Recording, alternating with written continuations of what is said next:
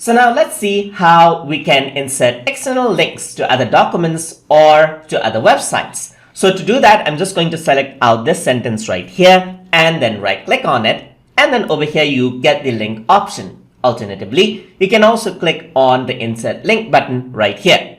So once you do that, here it says paste a link or sits right here. So I can go around and link it to another document that I have. So in my case, I'm just going to link it to my spreadsheet for the pie chart right here, and the link is inserted and you can apply that out, and the link has been created as you can see right here.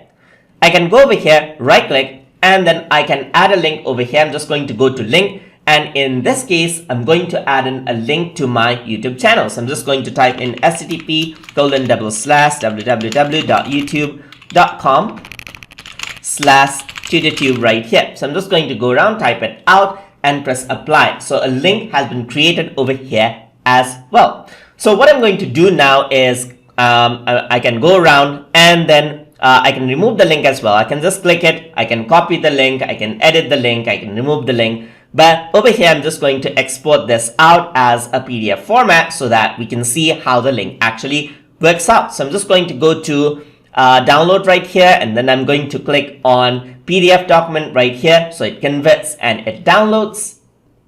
And now that it has been downloaded right here, I'm just going to click on it. And over here, you can see that there's the hyperlinks or links right here.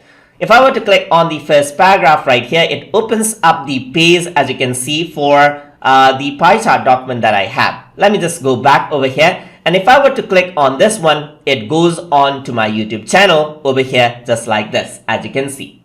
And that is how inserting external links to other documents and websites work inside of your Google Docs document. So hope you guys learned something as always. And as always, please like, comment, share, and subscribe.